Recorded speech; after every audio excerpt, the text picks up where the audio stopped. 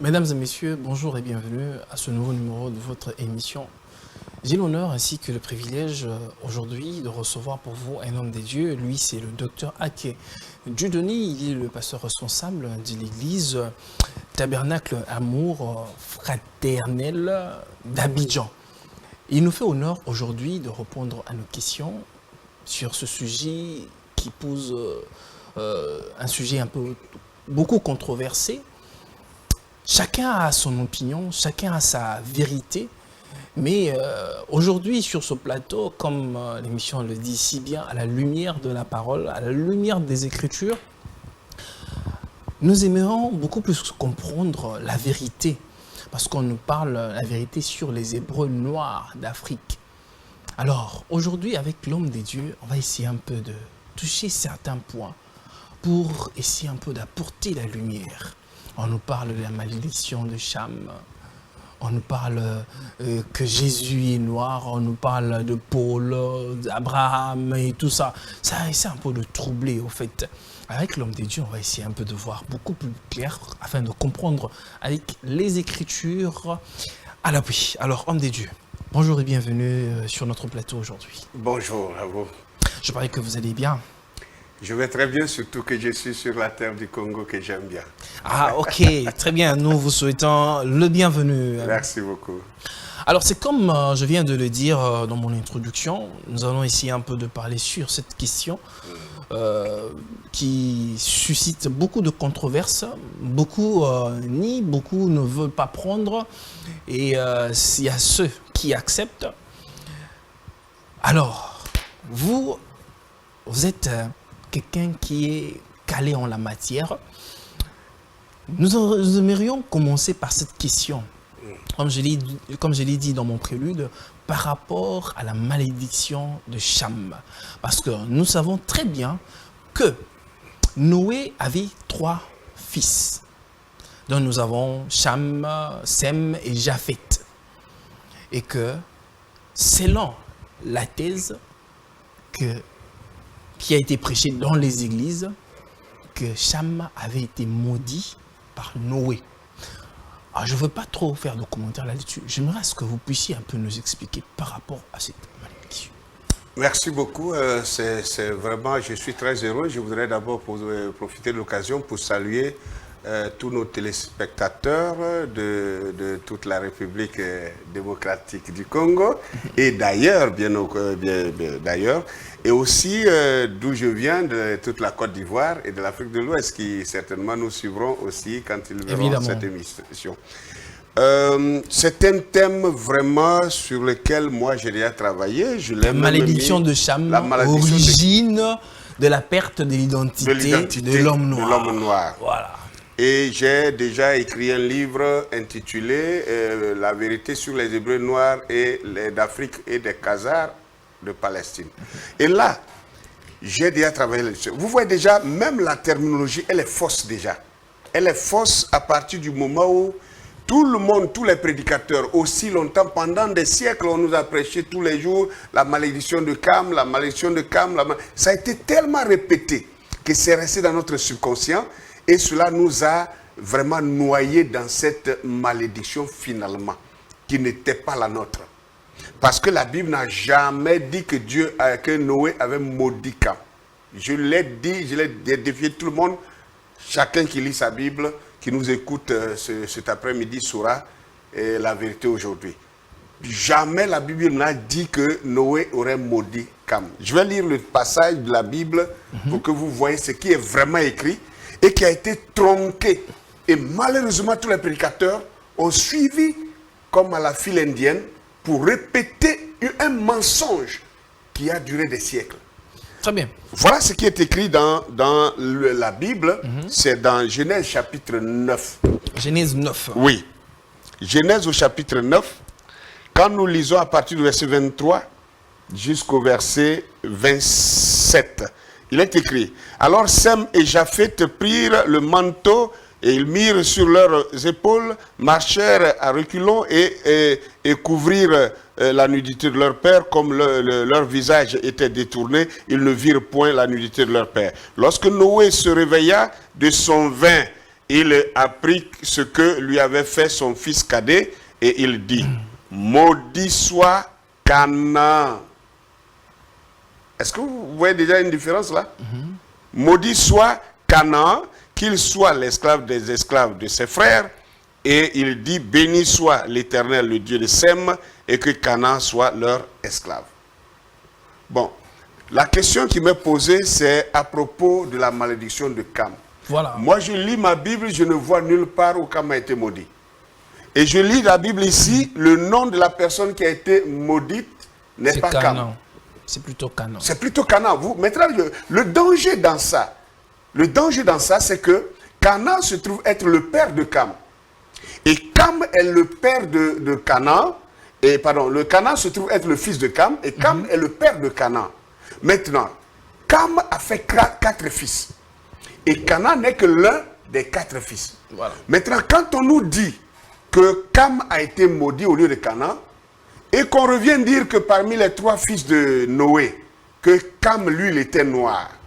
Ce qui sous-entend, c'est que vous ne voyez pas, c'est que le blanc veut faire croire que tous les noirs, comme ils descendent de Canaan, ça veut dire que tous les noirs sont d'emblée maudits. Voilà le danger dans lequel on a été entraîné. Et nous-mêmes, on a soutenu, on a relayé cette fausse information qui a fini par avoir raison sur nous. Vous avez dit malédiction de Cam, origine de la perte de l'identité de l'homme noir. Pouvez-vous nous démontrer ici cette perte de l'identité de l'homme noir par rapport à cette malédiction? On dirait que quand vous parlez de la malédiction, vous soutenez aussi la thèse que Cam avait été maudit. Non. D'autre part.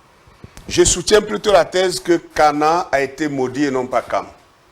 Selon les Écritures, comme je venais de le lire tout à l'heure, c'est aussi clair. Canaan oui. est de la postérité oui, de mais, Cam. Mais si vous avez 3 fils, vous avez 5, 10 fils, et que l'un de vos fils est mort, est-ce que les 9 autres ne vivent pas? Mais c'est là que les gens vont comprendre. Si le blanc accepte que c'est Canaan qui a été maudit et non Cam, ça veut dire qu'ils ne pourront pas justifier la traite négrière qu'ils ont orchestrée en globalisant tous les noirs sur la base de cette écriture. Ça veut dire qu'ils ne pourront pas justifier la ségrégation raciale qu'ils ont fait et qu'ils continuent de perpétrer jusqu'à aujourd'hui, parce qu'il suffit d'être noir seulement que le raciste, lui, vous rejette. Il ne vous demande pas si vous êtes ivoirien, vous êtes congolais, vous êtes gabonais ou bien camerounais. Si vous êtes noir seulement, le raciste, il voit votre peau noire, il vous rejette.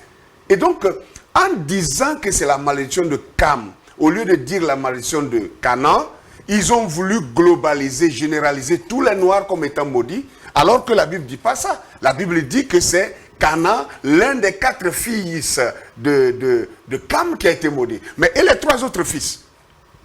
Pout existait, Couche était le premier fils, et Misraïm le deuxième, Pout le troisième, et Canaan n'est que le 4e. Et si le 4e a été maudit, et les 3 autres, sont-ils maudits? Non. Mais pourquoi on englobe tous les descendants de Cam comme étant maudits? C'est une falsification. Et c'est ça que je dénonce dans ce livre-là. Comment vous arrivez à identifier et dire que Cam est plutôt noir? Merci. D'ailleurs, ça, ce n'est pas ma thèse. Moi, je n'ai jamais dit ça. Mais c'est ce que tout le monde dit, c'est tout ce que tous les prédicateurs ont répété à l'unanimité, et même les scientifiques essayent de nous faire avaler ça, que Noé avait eu 3 fils et que Cam serait noir, que Sem, lui, il serait, comment on appelle, un peu jaune, et que rouge ou jaune, et que le Japheth serait blanc. Mais sur quelle base d'ailleurs? Est-ce que l'Écriture le dit? Non. Ce n'est que l'imagination des gens. Ce n'est que le développement scientifique humain. On ne peut prouver par les Écritures. Que les Écritures soient vraies ou fausses, mais l'Écriture reste l'Écriture. L'Écriture n'a jamais dit que soit Japheth était blanc et que Cam était noir. C'est le développement des humains. Et ça encore, c'est l'œuvre des leucodermes, que j'appelle les blancs, qui, tout ça, ils ont fait cette science-là pour mettre l'homme noir à part, afin de de le rabaisser et de l'écraser comme ils l'ont fait jusqu'à ce jour. Alors si vous dites, selon votre thèse, que c'est plutôt les autres qui ont séparé, qui ont donné couleur par rapport au fils de Noé, quelle est votre thèse à vous, docteur, personnel? Quelle est la couleur qu'avaient au fait les enfants de Noé, ou bien Noé seul, lui-même? Était-ce blanc ou bien noir? D'accord. Vous savez, il y a un autre problème, c'est que les chrétiens religieux endoctrinés se limitent à lire la Bible de 66 livres. Et par contre, dans cette même Bible de 66 livres, vous entendrez la Bible vous dire, par exemple, tout le reste des actions de Salomon ne sont-ils pas écrits dans le livre de Iddo le prophète? Avez-vous le livre de Iddo le prophète dans la Bible? Non. Toutes les actions du roi David ou bien de Salomon ne sont-ils pas écrits dans le livre du juste? Avons-nous le livre du juste dans la Bible de 66 livres? Non. Et pourtant la Bible cite ces livres-là. Ça veut dire que ces livres font partie de la parole de Dieu. Mais pourquoi ils ont été retranchés? Le livre du juste, nous ne l'avons pas. Le livre de Nathan, nous ne l'avons pas. Le livre de Iddo, le prophète, nous ne l'avons pas. Et tant bien d'autres livres que nous n'avons pas, que la Bible cite quand même. Et quand on trouve ces livres-là extra, on dit non, ce sont les livres apocryphes et qu'on ne doit pas les lire. Mais quelle aliénation dans laquelle nous sommes maintenant? Parce que si je veux partir, je dis ça pour venir à un point. Si vous lisez le livre d'Enoch, par exemple, dans le livre d'Enoch, que la Bible de 66 livres ne reconnaît pas. Jude en parle. Jude en parle, Jude le cite.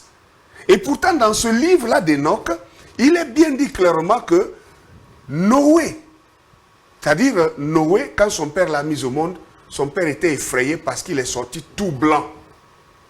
Et que le père de Noé... Attendez un peu, docteur. Attendez, docteur. Vous dites qu'il était sorti tout blanc. C'est pas moi qui dis ça, je vous cite le livre qui dit ça. Le livre ou bien la Bible? Je parle... Non, mais je viens de parler du livre d'Enoch. Vous-même, vous avez soutenu le livre que Jude parle du livre d'Enoch, non? Oui, moi je parle de la Bible. Non, la Bible fait référence de Jude qui fait référence au livre d'Enoch. Mais bien sûr. Oui. Jude fait référence au livre d'Enoch. Mais nous, aujourd'hui, nous ne voulons pas lire le livre d'Enoch. Ça veut dire que Jude avait lu le livre d'Enoch. Et il cite ça, que le Seigneur vient avec ses myriades et tout ça. Tout ça, c'est dans le livre d'Enoch. Pourquoi on ne va pas voir ça? Et là-bas, c'est dans ce livre d'Enoch-là que je suis en train de vous dire maintenant qu'il est écrit clairement que Noé était né blanc. Et que son père a eu peur. Il a fait le voyage pour aller voir lui aussi son père. C'est-à-dire le père de Noé est allé voir lui son père pour dire que sa femme a fait un enfant étrange. Et que l'enfant-là, il est tout blanc. Donc nous estimons que Noé, ça veut dire que Noé n'était pas noir. Ça veut dire qu'il était... En fait, c'est pour répondre à votre question. Non, ça veut dire que le père de Noé n'était pas blanc. Noé, lui, il est sorti. Vous appelez ça ici quoi? Mondele ou bien c'est quoi? Mondele? Non, c'est ces choses... albinos, vous appelez ça quoi? Ndundu. Ndundu. Vous appelez ça Ndundu. Il est né Ndundu. Et donc, il a effrayé son père. Ça veut dire que la famille, toute la famille, n'était pas blanche. Ça veut dire que c'est le seul enfant qui était blanc. Et le noir aujourd'hui peut mettre un enfant blanc au monde. Nos blancs, ce sont nos Ndundu. Ce sont nos albinos. Est-ce que les albinos, ce sont vraiment des blancs ou bien c'est une malformation? Non, mais nous parlons de la couleur de peau. Oui. Un albinos n'est pas un blanc. Il a la peau blanche, mais il n'est pas blanc. Oui. Parce qu'il est négroïde. Quand on dit quelqu'un est négroïde, il y a des signes qui caractérisent un négroïde. Quels sont ces signes? Premièrement, il a des cheveux crépus. Donc même si ses cheveux sont blonds, mais c'est des cheveux blonds crépus. Il a des lèvres bouffues. Ses lèvres ne sont pas comme pour les blancs raffinés, c'est bouffu. Il a un nez épaté ou écrasé. Voilà les signes négroïdes du négroïde. Alors donc l'albinos n'est pas un blanc. L'albinos est un négroïde à la peau blanche parce que c'est une maladie. L'albinisme, on appelle ça le vitiligo. J'ai traité ça dans mon livre ici. Et c'est une maladie qui attaque la peau humaine et qui absorbe de la peau la mélanine. Une fois que la mélanine est absorbée, l'homme devient tout blanc. Vous avez même des gens ici, un frère qui était tout noir, hein, je crois que je ne dirai pas son nom, je ne sais pas si ça peut le déranger, mais vous connaissez, dans une de nos assemblées ici, hein, à Kinshasa ici, qui est bien connu, qui était bien noir comme moi, et qui a attrapé le vitiligo et qui est devenu blanc aujourd'hui, très blanc, très blanc. Et c'est de ça qu'il est question, et j'ai traité dans de ce livre-là que David et Salomon étaient des noirs albinos. Avec des textes bibliques, vous pouvez démontrer ça. Donc, si je reviens à la question, est-ce que les fils de Noé étaient-ils des blancs ou des noirs? Non. Depuis Adam, Adam a été noir. Adam était noir. La descendance depuis Adam jusqu'à le seul enfant qui est dans né. Dans le livre que nous avons, les 66 livres que nous avons, et s'il est mentionné quelque part que Adam était noir d'une certaine façon, bien, il y a une description. Merci. C'est une belle question. Vous voyez, si vous avez le livre, la Bible Shuraki, la Bible Shuraki, c'est une version. C'est une version de la Bible. Comme tous les chrétiens généralement lisent Louis II. Ou bien Darby. Semeur, ou bien... Il y a le Semeur, il y a tout ça. Il y a Oswald et tout ça. Mais la Bible, la version Shuraki, dit que Adam a été formé, créé à partir du limon. C'est-à-dire là où on dit il a formé de la poussière de la terre, là. On a dit le limon. En français, ceux qui comprennent bien français, ou même vous pouvez aller prendre le dictionnaire pour chercher, le limon, c'est la boue noire de la terre. Vous voyez un peu, non? Quand vous allez dans les marécages, hein, et la pourriture qui est là, quand vous mettez votre main au fond de cette pourriture-là, la terre que vous retirez, elle est noire, elle sent, elle est puante. C'est ça qu'on appelle le limon. Donc si Adam a été fait du limon de la terre, le limon n'a jamais été blanc. Le limon est d'abord tout noir. Ça, c'est un. Deuxièmement, sachez que l'albinisme est une maladie de la perte de la mélanine. Et du coup, Dieu ne peut pas créer un homme parfait et dire qu'il est parfait quand cet homme parfait a des maladies. Incroyable. Et je vous cite maintenant des hommes qui ont parlé de ça avant moi. Arthur Schopenhauer, c'est un grand philosophe qui a existé dans les années 1700. Donc, en pleine traite négrière, un blanc qui a soutenu une thèse en disant que Dieu n'a jamais créé un homme originalement blanc et que la peau blanche est une décolonisation. Pardon, une décoloration. Une décoloration. Une décoloration. Mais que dit... Et Yves Coppens a emboîté le pas. Yves Coppens, c'est comment on appelle, un anthropologue dernièrement qui est décédé dernièrement. Lui aussi, il soutient la thèse que Dieu n'a jamais créé la peau blanche à l'origine et que la peau blanche est une décoloration. Docteur Aki, apparemment, c'est comme si vous soutenez beaucoup plus la thèse ou bien vous défendez la peau noire. Dans ce sens-là, est-ce que vous ne faites pas des dieux raciales et que Dieu était beaucoup plus raciste, il est beaucoup plus noir que blanc? Quand on vous a présenté Jésus blanc pendant combien d'années là, qui a dit quoi que ce soit? Vous étiez d'accord, non? Vous ne voyez pas que c'est un complexe d'infériorité? On nous a présenté dans les films hollywoodiens que Moïse était blanc, que Pharaon était blanc, que les Hébreux étaient blancs. Silence radio. On a les pasteurs que nous sommes, nous avons pris ces films-là pour aller projeter dans nos églises. Et on nous présente un Jésus blanc avec des cheveux qui tombent sur l'épaule, alors que la Bible elle-même nous dit que c'est une honte pour un homme de porter des cheveux longs. Alors on fait de Jésus un homme honteux. On fait de Jésus un homosexuel. Et ça, personne n'en parle. Quand Ake va dire que les Hébreux sont noirs ou bien Adam était noir, les gens vont penser que c'est... On dirait que vous contredisez vous-même. Vous dites que c'est honteux pour que l'homme porte des cheveux des longs cheveux. Oui. Qu'en est-il de Samson? Ah, merci. Voilà. Moi, je ne me contredis pas. Oh. Samson est un enfant qu'on appelle nazirien. Et bibliquement, un nazirien, c'est un enfant qui naît depuis sa naissance. Une prophétie est sur sa vie pour interdire qu'on coupe ses cheveux, encore moins qu'on le rase. Et cet enfant-là, le rasoir ne passe pas sur ses cheveux. Et on appelle ça le nazérien, le nazéria. Ça n'a rien à voir avec le Jésus qu'on nous présente parce que quand un négroïde laisse ses cheveux sans les coiffer, ça ne devient pas lisse. Ça fait des locks. J'ai toutes ces images ici. Ça fait des locks et les locks ne sont pas des cheveux lisses. Aucun Africain digne de ce nom n'a des cheveux lisses. On a des cheveux crépus et quand vous laissez des cheveux crépus pendant des années sans les coiffer, ça fait des locks. Docteur, question directe. D'où viennent alors l'homme blanc?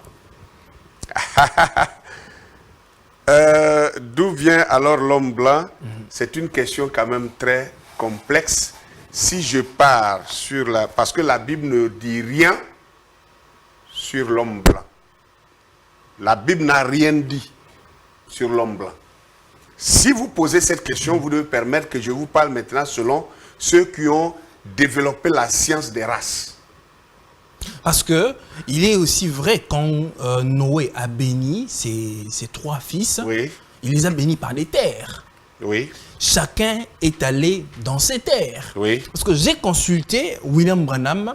William Branham me dit, après les avoir bénis, chacun est allé, et Sur puis, dans ses terres, et puis.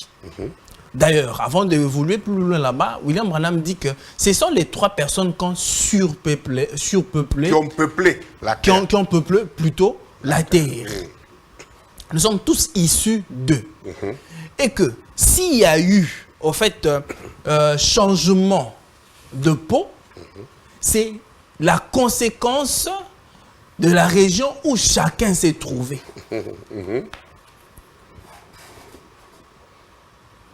Il ne s'est pas arrêté là. Et il a continué. Il a même dit que non seulement que c'est, comment on appelle, le climat Oui. sous lequel ils ont vécu et aussi la nourriture qu'ils ont consommée. Ça, c'est William Branham. Je complète pour dire ça. Maintenant, je voudrais vous dire une chose. Il y a quelque chose que on dit. Il y a ce que nous disons et puis il y a ce qui est. Je ne voudrais pas contredire William Branham, c'est un grand homme de Dieu. C'est mon prophète, je le crois. Mais je voudrais vous dire ceci. Vous voyez, comme lui l'a dit, vous allez citer ça facilement. Si j'étais le premier à le dire, je ne sais pas comment quelle sera la réaction des autres. Parce qu'on me dira, non, il faut prouver par la Bible. Mais quand lui il a dit ça, ce n'est pas dans la Bible. Non, mais on dira, lui, il est prophète. Lui, il est prophète. Mais quand moi je lis ma Bible ici, je vais vous montrer que l'hébreu de la Bible a toujours été noir. Si vous voulez simplement, vous me permettez, je vous donne un petit texte. Allez-y, docteur. Merci. Prenons Lévitique chapitre 13. Lévitique chapitre 13. Chapitre 13. Lévitique chapitre 13. Pour gagner en temps, hein, normalement on devait lire du verset 1 au verset 16, mais je vais lire à partir du verset 9. Pour qu'on gagne en temps. Lévitique chapitre 13. La Bible dit, lorsqu'il y aura sur... Dieu parle à son peuple, hein, vous savez que là, Dieu parle à Israël, son peuple, Israël. Il dit, lorsqu'il y aura un homme, sur un homme, une plaie de lèpre, on l'amènera au sacrificateur. Le sacrificateur l'examinera. S'il y a sur la peau, s'il y a sur sa peau, une tumeur blanche, si cette tumeur a fait blanchir le poil et qu'il y a une trace de chair vive dans la tumeur, c'est une lèpre invétérée dans la peau du corps de cet homme. Le sacrificateur le déclarera impur. Il ne l'enfermera pas car il est impur.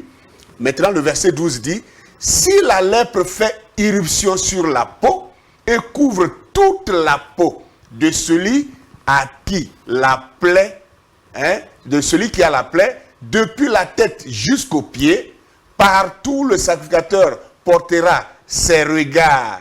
Le sacrificateur l'examinera. Verset 13, c'est là le point focal. Très bien. Soyez attentifs. Et quand il aura vu que la lèpre couvre tout le corps, il déclarera pur celui qui a la plaie, comme comme il est entièrement devenu blanc, il est pur. Comme il est devenu entièrement blanc, il est pur. Vous voyez que ça ne vous a rien dit. Maintenant, regardez quelque chose. Mon frère, la lèpre blanche dont la Bible parle ici, ce n'est pas la lèpre qui coupe les doigts des gens. On appelle ça le vitiligo. Le vitiligo, c'est l'albinisme partiel. Ah là, c'est vous qui interprétez? Non. Allez taper, même sur Google, vous allez chercher la lèpre blanche, ils vont vous dire ça. Ce n'est pas moi qui interprète ça. Ça s'appelle le vitiligo. En fait, le nom scientifique aujourd'hui, c'est vitiligo. C'est ce que je suis en train de dire. Et maintenant, je vous montre les images de ça. Voilà ça. Voilà ce que c'est que le vitiligo, la lèpre blanche. Et la Bible dit quoi pour conclure? Que puisque cet homme, ça dit si c'est un Israélite qui est attaqué par cette maladie, si le sacrificateur le regarde et il voit que ça taché son corps comme ça, il y a noir, blanc, il est impur. Il est impur. Il va être déclaré impur. Mais si la maladie a continué et ça a couvert tout son corps, c'est-à-dire depuis sa tête jusqu'à la plante de ses pieds, il est purifié. Ça veut dire que toute la mélanine a disparu. Il devient quoi? Il devient comme ça. Alors il est déclaré pur puisqu'il est devenu entièrement blanc. Maintenant, mon frère, si il devient entièrement blanc après cette maladie, il était de quelle couleur? Si, vous pouvez ne pas répondre, mais ceux qui nous écoutent savent de quoi nous parlons. Alors donc, ça veut dire que ce peuple-là, un blanc, cette feuille blanche-là, vous pouvez faire quoi pour la blanchir? Quelque chose qui est blanc, on ne blanchit pas le blanc. On ne blanchit pas quelque chose qui est déjà blanc. On blanchit quelque chose qui était noir ou d'une autre couleur, mais pas le blanc. Alors donc, ça montre ici, déjà ça c'est un des textes, il y en a beaucoup comme ça. Donc, vous voulez dire que tous ceux qui sont blancs aujourd'hui ont souffert de cette lèpre telle que vous venez de le dire? Ce n'est pas moi qui le dis, la science démontre que les leucodermes, parce que quand on fait la classification des peaux, des couleurs des peaux, les blancs on les appelle les leucodermes. On dit les leucodermes et les négroïdes. Et la science démontre, je parle à des gens qui pourraient nous écouter, qui soient des scientifiques, qui soient des médecins, qui soient des ceci, et tout ça. Je parle à des gens qui peuvent vérifier. La science démontre que dans les gènes de l'homme blanc, que la blancheur de sa peau est venue de l'albinisme. Ce n'est pas moi qui dis ça. C'est la science qui dit ça. Il n'y a que le chrétien qui refuse d'étudier, de chercher, et qui pense qu'il doit s'accrocher seulement à sa Bible, lire sa Bible. Mais attendez, la Bible n'a déposé que des bases. Mais toute l'histoire du monde n'est pas dans la Bible. Le développement, William Branham que vous avez cité, moi j'ai sa citation ici, il déclare que la Bible, puisque la Bible ne détient pas l'histoire de tous les peuples, nous devons alors lire les livres profanes pour comprendre comment Pergame est devenu le trône de Satan. Là, c'est par rapport à l'histoire. Non, écoutez. Mais si on doit regarder par rapport à la prophétie, non, Dieu attendez. Dieu a inspiré pour que nous ayons en fait la Bible, les Écritures saintes, qui sont inspirées par Dieu seul. Et les autres livres-là, c'est juste par rapport à l'histoire. Si William Branham a fait recours... Non, vous faites une erreur terrible. Moi, je vais vous montrer que William Branham déclare que lui, il avait un camion de livres que lui, il étudiait. Vous dites quoi de ça? Non, je sais que William Branham lisait. C'était un grand lecteur. Mais vous, maintenant, vous faites quoi? C'est moi qui pose des questions, docteur. Vous avez l'avantage. Vous avez cet avantage, mais je pose la question aussi à ceux qui nous écoutent. C'est là où nous devons faire très attention. Vous ne pouvez pas dire que William Branham est un modèle et puis le prendre d'un côté, et quand ça n'arrange pas, on ne veut pas le prendre comme modèle de l'autre côté. William Branham, lui qui parlait avec Dieu, lui qui avait des révélations directes avec Dieu, ça ne l'a pas empêché. Moi, j'ai des citations ici, j'ai plein ici, où il dit que lui, il étudiait pour savoir et pour mieux éclairer la révélation qu'il recevait. Moi, j'ai toutes ces citations ici. C'est sur mon ordinateur ici. Il y en a plein. Donc, William Branham dit qu'il parle de Collins, frère Collins. Il dit, frère Collins, te souviens-tu lorsque tu m'as envoyé ce camion d'encyclopédie? Et moi, je me suis posé la question, qu'est-ce qu'un novice comme moi pourrait faire avec ça? Maintenant, il dit, c'est Dieu qui t'avait inspiré. Car en fouillant, en lisant, en étudiant ces documents, j'ai fini par voir tel élément dedans et cela m'a béni. Alors maintenant, nous, on dit qu'on croit William Branham et on dit non, ne lisez pas les livres, ne lisez pas les autres, il faut lire la Bible seulement. Le journalisme que vous êtes en train de faire là, est-ce que vous pouvez lire seulement la Bible pour devenir journaliste et être perfectionné? Non, il y a des livres d'études pour devenir journaliste. Il y a des livres d'études pour devenir chirurgien, pour devenir géographe, pour devenir géomètre et tout ça. Docteur, on doit les lire. Docteur, comme vous êtes prédicateur, oui. Vous croyez en William Branham? Oui. J'ai aussi question et réponse numéro 2. Oui. Où William Branham dit, je crois dans le paragraphe 164, William Branham dit donc, voici toute l'affaire. La lecture sera un tout petit peu long, mais il faudrait le lire. Donc voici toute l'affaire. Nous sommes tous issus d'un même arbre, c'est vrai. Et nous avons tous été maudits à cause de la chute qu'il y a eu en Éden. Et nous sommes tous sauvés grâce à la résurrection de Jésus-Christ. Voilà, c'est ça. Alors, il n'y a là aucune malédiction. Ceux qui sont maudits, ce sont ceux qui ne croient pas. Ceux qui sont bénis, ce sont ceux qui croient. Donc, ce n'est ni l'un ni l'autre. Mon ami, ni l'homme noir, ni l'homme de couleur, ni l'homme blanc, ni l'homme jaune. Alors, si l'homme noir a reçu une malédiction en étant noir, alors l'homme jaune est maudit qu'à moitié. Et donc, l'homme jaune, et puis l'homme brun, il est maudit qu'aux deux tiers. Voilà. Vous voyez? Et puis l'Africain, lui, il est maudit à peu près qu'au 4/5e. Et dans ce cas, c'est lui qui est vraiment maudit, c'est l'Indien, je suppose.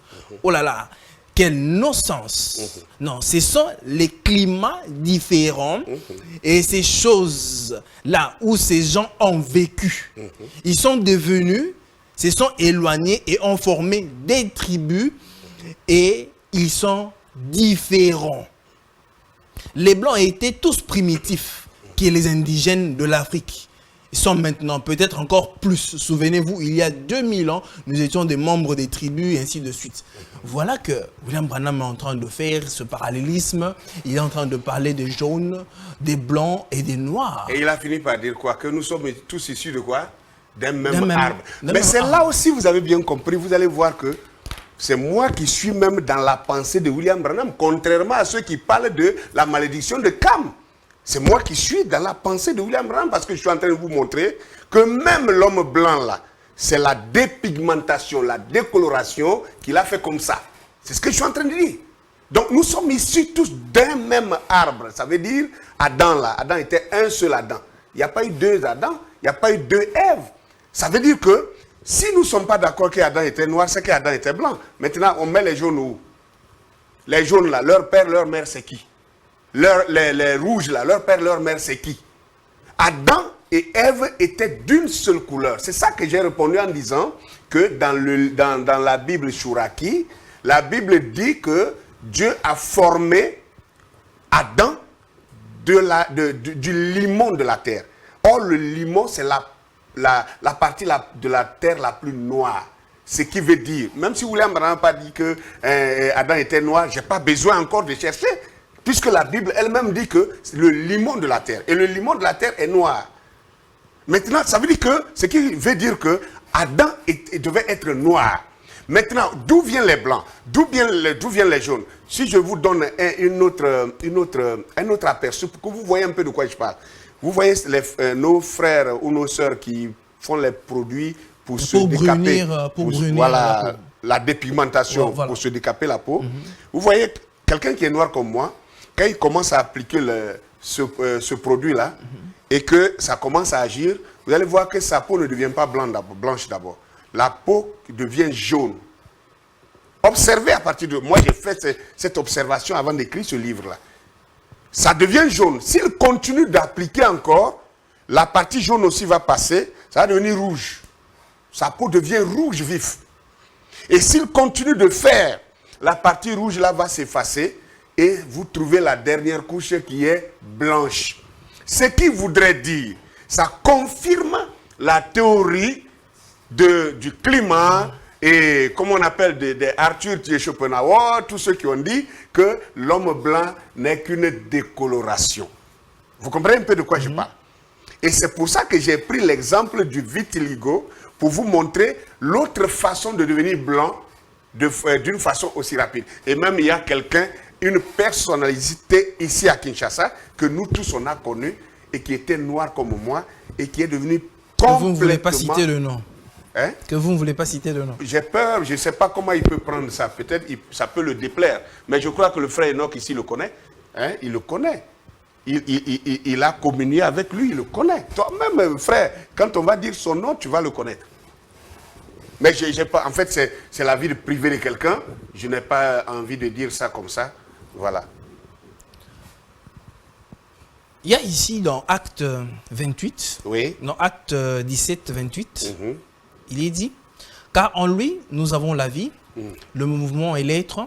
C'est ce qu'on dit, aussi quelques-uns de vos poètes. Ouais. De lui, nous sommes la race. Aussi donc, étant la race des dieux, nous ne devons pas croire que la divinité soit semblable à de l'or, Oui. à de l'argent ou à de la pierre sculptée par l'art et l'industrie de l'homme. Parce que quelque part, vous avez parlé de la divinité. On dirait que le divin avait une certaine couleur. Ah, merci beaucoup. Parce que là, dans Acte l'a très bien dit. Je ne sais pas si peut-être les téléspectateurs n'ont pas très bien suivi, que je reprenne ma lecture. Il faut reprendre. Acte chapitre 17, verset 28. Car en lui, nous avons la vie, le mouvement et l'être. C'est ce qu'ont dit aussi quelques-uns de vos poètes. De lui, nous sommes la race. Ainsi donc, étant la race des dieux, nous ne devons pas croire que la divinité soit semblable à de l'or, à de l'argent ou à de la pierre sculptée par l'art et l'industrie de l'homme. Merci. Alors, qu'est-ce que vous voulez dire? Que Dieu n'a pas de couleur, c'est ça? Non, je veux savoir d'abord. Vous avez donné une certaine couleur à Dieu. Est-ce que j'ai déjà dit ça? Vous avez... Non, nous parlons d'Adam et Ève, hein, on n'est pas encore arrivé sur Dieu. Oui. Ou bien vous avez lu mon livre? Non, je suis journaliste, je fais des recherches. Non, même si vous aviez lu mon livre, vous ne poserez pas cette question, parce que je donne les preuves bibliques. Regardez, si vous voulez, on peut aller. Oui, oui. Ok. Prenez votre Bible et allez dans Ézéchiel chapitre 40, le verset 3. Ézéchiel 40, le verset 3. Vous allez voir ce qui est écrit là-bas. Ézéchiel 42. 40. Ézéchiel chapitre 40. Ézéchiel 40. Oui. Le verset 3. Le verset 3. Très bien. Il me conduisit là, et voici, il y avait un homme dont l'aspect était comme l'aspect de l'airain. Il avait dans la main un cordeau de lin et une canne pour mesurer. Il se tenait à la porte. Merci. Vous voyez que vous avez lu, vous êtes passé là-dessus, comme ça, et vous n'avez rien vu. La Bible dit là, il s'agit d'Ézéchiel, prophète de Dieu, qui a eu des visions pour voir Dieu dans le ciel. Et la personne qu'il indique, qu'il décrit comme Dieu là, il est en train de décrire son aspect. C'est comme moi, vous et moi, on ne se connaissait pas jusqu'à ce jour. Moi, personnellement, je ne vous avais jamais vu physiquement. Mais maintenant, en sortant de cette salle, j'ai un aperçu de vous. Et si je veux recommander quelqu'un pour venir vous voir ici, je lui dirais, va à Congo Base TV. Il y a un journaliste, même si j'ai oublié son nom. Jules. Non, si j'ai oublié son nom, Jules là, je vais le décrire maintenant. C'est un jeune homme de telle taille, de telle couleur. Il n'est pas aussi noir comme moi, mais il a un teint un peu clair et il a un peu de barbe. Et voilà comment je vais le décrire. Et c'est à partir de ma description, la personne envoyée va vous reconnaître. C'est comme ça que les prophètes ont décrit Dieu. Et je vais vous lire maintenant ce qui est écrit dans Apocalypse chapitre 1, versets 13 à 15. Il dit, et au milieu de cet chandelier, quelqu'un qui ressemblait à un fils d'homme, vêtu d'une longue robe et ayant une ceinture d'or sur la poitrine. Verset 14. Sa tête et ses cheveux étaient semblables à de la laine blanche, comme la neige. Ses yeux étaient comme une flamme de feu. Et ses pieds étaient semblables à de l'airain ardent, comme s'il eût été embrasé dans une fournaise, et sa voix était comme le bruit de grandes eaux. Vous voyez que j'ai lu, vous n'avez rien vu. Mais moi, je vois plein de pépites d'or. Je commence maintenant à vous les ressortir. La Bible dit, au verset 13 déjà, on dit que c'était un homme, un individu semblable à un fils d'homme, de l'homme. Ok. Et que ses cheveux étaient comme de la laine blanche. Posons-nous la question, c'est quoi la laine? Souvent, on lit la Bible comme ça. On ne s'arrête pas pour méditer. La laine, premièrement, c'est les poils d'un mouton. On est d'accord avec ça. Et les poils de mouton ne sont pas lisses. Les poils de mouton ont un caractère crépus. Donc, les cheveux de cet homme-là que le prophète voyait étaient des cheveux crépus. C'est aussi clair que ça. C'est pourquoi j'ai donné ces images-là ici, pour qu'on voit un peu à quoi ressemble la laine blanche. Et ensuite, la Bible dit, sa tête et ses cheveux étaient blanches comme de la laine. Et maintenant, il dit au verset 15, ses pieds étaient semblables à de l'airain ardent. C'est-à-dire, il a même vu l'aspect de ses pieds. Et il décrit ses pieds. Il n'a pas dit ses chaussures. Il dit ses pieds. Et qu'est-ce qu'on appelle l'airain dans la Bible? Que tous ceux qui nous écoutent tapent sur même Internet, qu'ils tapent l'airain. On va vous sortir ce que c'est. Voilà l'airain. Moi, j'ai déjà fait ce travail-là. Voilà de l'airain en fonte. La fonte d'airain. Aux téléspectateurs. La fonte d'airain, c'est le bronze. Vous voyez un peu, non? C'est le bronze. C'était un alliage entre le fer et l'aluminium, qu'on appelle le bronze. Et déjà, quand on dit bronze, on n'a plus besoin de poser la question, le bronze à quelle couleur? Le bronze, c'est déjà bronzé. Ça veut dire c'est la peau exactement de l'homme noir. Et la Bible décrit cet homme qui est assis dans le ciel là-bas comme ayant des pieds en bronze. Et est-ce que le blanc a des pieds en bronze? Il n'y a que nous qui avons les pieds en bronze. Nous continuons. Si nous allons loin, on parle maintenant de quoi ici? On parle d'Apocalypse chapitre 4, le verset 2 à 3, que je voudrais lire. Apocalypse 2, 4 à 3, rapidement. Okay. Et là, c'est aussi clair que nous pouvons le voir dans Apocalypse. Permettez-moi rapidement d'attraper ça. Apocalypse 2, voilà. Apocalypse 4 plutôt. Apocalypse chapitre 4, voilà. Verset 2 à 3. Écoutez ce qui est écrit là. La Bible dit, aussitôt je fus ravi en esprit, et voici il y avait un trône dans le ciel, pas sur la terre ici. Jean a été ravi de la terre pour aller dans le ciel. Et il a vu un trône qui est dans le ciel. Et vous savez ce que veut dire un trône. Et sur un trône, qui s'assoit sur le trône? Je laisse les questions. Je ne donne pas de réponse. Que chacun puisse imaginer. Aussitôt je fus ravi et voici il y avait un trône dans le ciel. Et sur ce trône, quelqu'un était assis. Bien. Le verset 3. Celui qui était assis avait l'aspect d'une pierre de jaspe et de sardoine. Et le trône était environné d'un arc-en-ciel semblable à de l'émeraude. Vous êtes croyant, de surcroît croyant du message. Donc vous comprenez déjà que celui qui est assis dans le ciel, sur le trône, il n'y a que Dieu lui-même. En plus, il est entouré de l'arc-en-ciel. Vous savez ce que ça veut dire. Et je viens. Ce qui est important ici, la Bible décrit son aspect. La Bible dit qu'il avait son aspect et il avait l'aspect de jaspe et de sardoine. Est-ce que vous savez qu'on appelle le jaspe et le sardoine? Il faut laisser, chers téléspectateurs, regarder ce qu'on appelle la pierre de jaspe et de sardoine. Pierre de jaspe, voilà ça. La pierre de jaspe et de sardoine, c'est des pierres marron. Ce sont des pierres précieuses.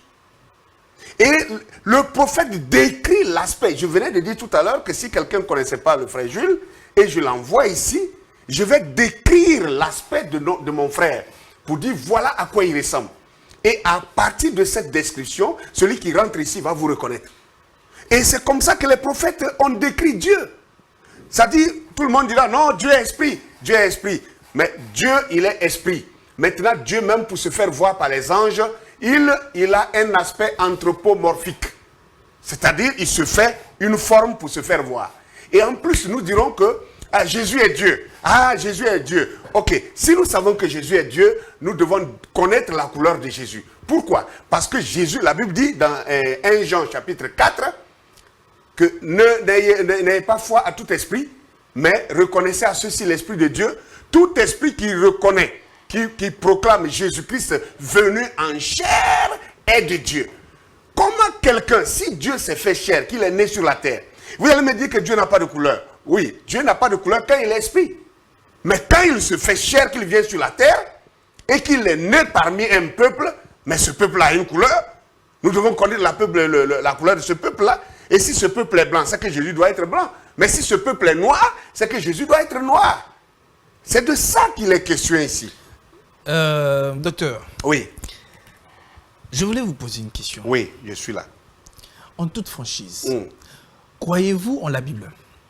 De tout mon cœur. Très bien.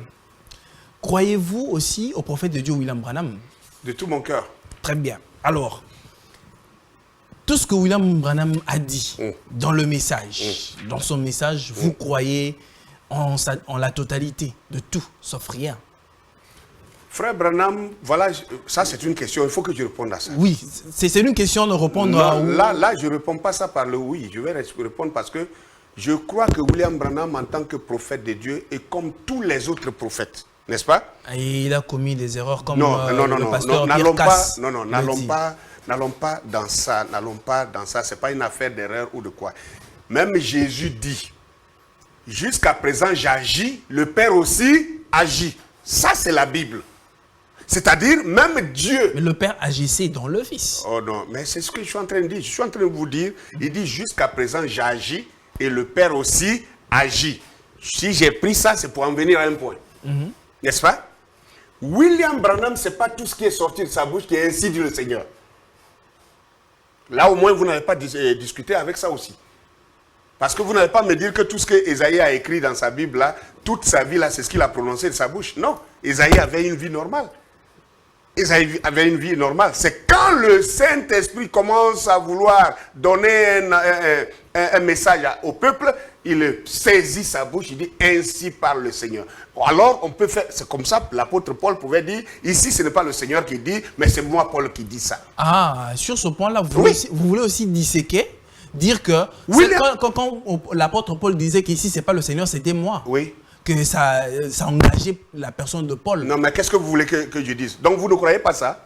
Si vous ne croyez pas ça, excusez-moi, on est frères, mais je vous dis, vous êtes religieux. Moi, je pense que selon à la lumière des Écritures, vous, en tant qu'homme des dieux, normalement, un homme des dieux ne fait rien sans que ce soit en fait la volonté parfaite de Dieu. Parce que l'apôtre Paul ne pouvait pas dire. Pourquoi aujourd'hui vous interdisez les sœurs de mettre le pantalon? C'est parce que l'apôtre Paul a dit que je ne permets pas à la femme de mettre avant l'apôtre Paul, la Bible l'a dit dans la loi qu'une femme ne doit pas porter les vêtements d'homme. C'est dit dans la loi. Oui. Dans la loi. Oui.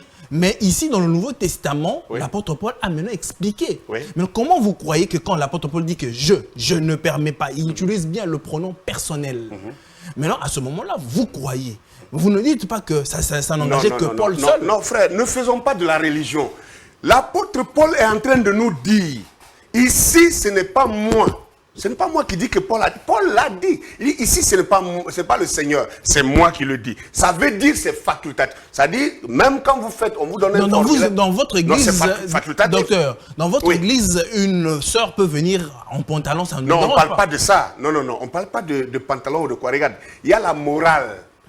Même sans la Bible, nos parents vivaient une certaine morale. Et cette morale-là, que ça soit dit dans la Bible ou pas, nous le faisons. Est-ce que vous avez une seule écriture dans la Bible qui interdit de fumer?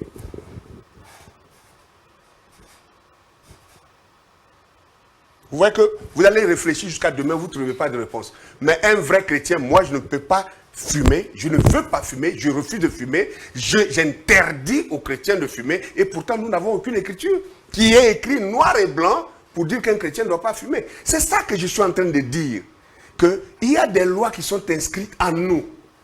On n'a pas besoin forcément d'une écriture pour ça. Maintenant, même si c'est un prophète, est-ce que William Branham n'a pas dit que moi William Branham, j'avais prêché telle doctrine et que maintenant, le Seigneur vient me dire que ce n'est pas vrai que de corriger. Est-ce qu'il n'a pas dit ça aussi? Bon, là où je voulais en venir, docteur. Est-ce qu'il a dit ça aussi? Docteur, c'est moi qui pose des questions. Votre avantage. Docteur, je voulais que vous puissiez m'éclaircir. Parce que nous sommes en train de parler sur la divinité. William Branham dit que il a eu la vision. Il a vu cet homme-là de 33 ans. Il est entré, il a vu comme ça. Tous les lecteurs du message savent. Et quand il fait la description de cet homme-là, il dit qu'il pesait à peu près autant de kilos. Il était comme ça. Quand il verra la photo d'Hoffmann qui nous est présentée, il dit il ressemble à cette peinture-là.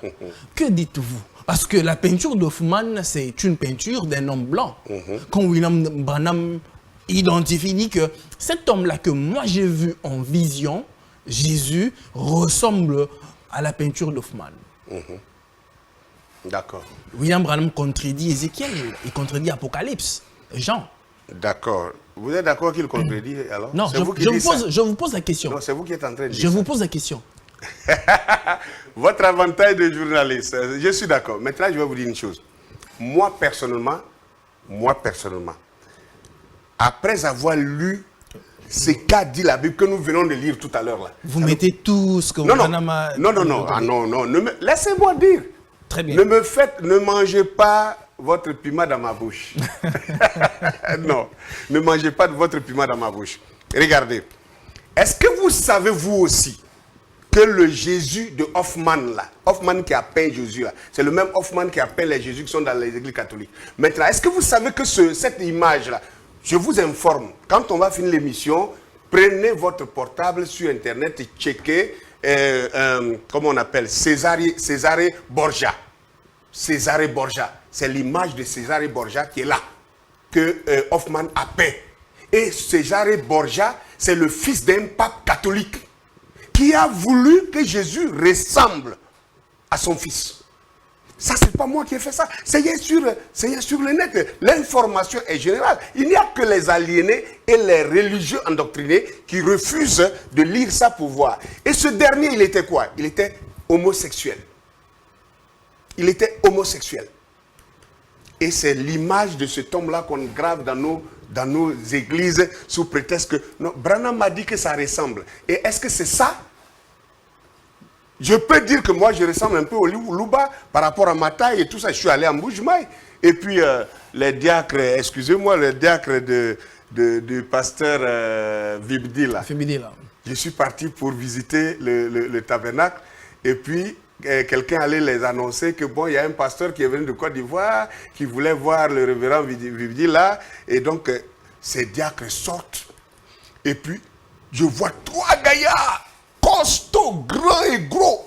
Quand ils sont sortis, il y a un qui a un sens d'humour là, et dit, ben j'ai appris qu'il y a un géant qui est venu d'Afrique de l'Ouest, donc qu'ils viennent, on va se mesurer. Si les géants d'Afrique de l'Ouest dépassent ceux de Mboujmaï. Je vous assure, mon frère Jules, quand je me suis mis au milieu, j'ai soulevé ma tête pour les voir comme ça.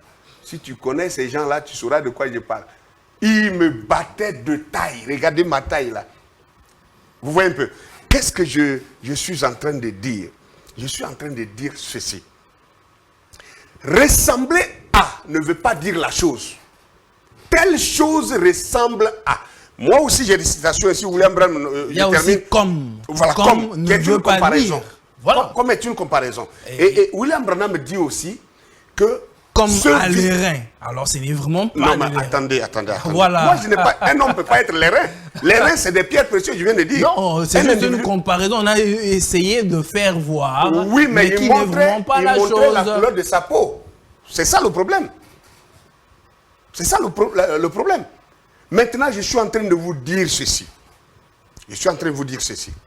Que William Branham, qui a vu ça, le même William Branham fait une autre déclaration pour dire que le visage que j'ai vu de cet homme, qu'au simple regard, il pourrait détruire toute la terre, qu'il n'y a aucun peintre sur la terre qui peut peindre les traits caractéristiques de son visage. Qu'est-ce qu'on dit de ça? Qu'est-ce qu'on dit de ça? Donc ça veut dire que l'image qu'il a montrée, il n'a pas dit c'est exactement comme ça. Il dit ça ressemble à. Ressembler à, ce n'est pas ça. Mais maintenant, il a pris cette image-là, il l'a mis dans son église, et que tous les pasteurs, aujourd'hui, tous les chrétiens fidèles du message mettent cette Mais pourquoi ça devient une doctrine? là. Pourquoi ça devient une doctrine? C'est son appréciation personnelle. Est-ce que ça, c'est une doctrine? Parce que William Branham a mis cette photo d'ailleurs, il n'a pas mis dans son église, il a mis ça dans son bureau. S'il vous plaît, il n'a pas mis dans son église, il a mis dans son bureau et dans sa maison. Et qu'est-ce qui fait que tous les pasteurs aujourd'hui... C'est à vous de leur poser, votre rôle, c'est de leur poser la question, comment cette image s'est retrouvée maintenant dans chaque... Moi, j'avais cette image aussi derrière ma chaise, je l'ai enlevée, ça fait 4 ans. Je ne veux plus voir ça. Par contre, j'ai l'image de William Branham dans ma maison et dans mon bureau. À l'église, il n'y a aucune image? Non. Même pas la photo de la nuée, rien du tout? Non. Non. Je les ai dans mes bureaux, je les ai dans ma maison. Quiconque est venu, lui il est venu, Enoch vient de sortir, il est venu chez moi à Abidjan, il sait que dans mon bureau, il y en a, dans mon salon, il y en a, mais pas derrière ma chair. Peut-être on viendra aussi visiter, quoi. Oui. Alors, docteur, nous sommes carrément pris par le temps, on ne saura pas s'éterniser là. Oui. Quel est votre mot de conclusion? Comme le sujet est tellement dense, on laisse un peu les téléspectateurs dans la soif, mais quelle est votre conclusion? Mon mot de fin, je voudrais encourager les chrétiens à ne pas être dogmatiques, à ne pas être religieux, mais à être spirituels. Parce qu'il y a une grande différence entre la religion. Qu'est-ce que la religion fait? Un religieux veut qu'on lui répète constamment que ce qu'il croit est la vérité. Les religieux ne cherchent pas la vérité. Ils ne veulent pas de la vérité. Ils veulent seulement qu'on les rassure que ce qu'ils croient déjà est déjà la vérité. C'est ça qui est dangereux. J'appelle ça la religion. J'appelle ça le dogmatisme. J'appelle ça même l'aliénation. Alors, lire la Bible, rien que la Bible et ne pas lire les autres documents, est une forme d'aliénation. Et le peuple élu ne peut pas s'en sortir avec ça. C'est ce que je voulais dire. Merci pour votre invitation aussi. En tout cas, merci, docteur. Alors, pour ceux qui veulent vous contacter, comment ils peuvent vous joindre? D'accord, pour me joindre, vous avez plusieurs manières. Soit, si c'est par téléphone, vous mettez le préfixe qui est plus 225 05 05 48 12 72, c'est-à-dire 72. 2 fois 05 48 12 72. Ou alors sur mes pages YouTube et Facebook, vous tapez Tabernacle Amour Fraternel, simplement, sur Facebook ou sur YouTube, ou alors Ouragan du Midi. Ouragan du Midi. Sur YouTube. Très bien, en tout cas, merci d'être passé, docteur, pour nous parler de ce sujet. Quand même, nous n'avons pas fini. Peut-être si vous êtes encore dans le pays, on va essayer de prendre la deuxième partie pour essayer un peu d'évoluer. C'est moi qui vous remercie. Très bien.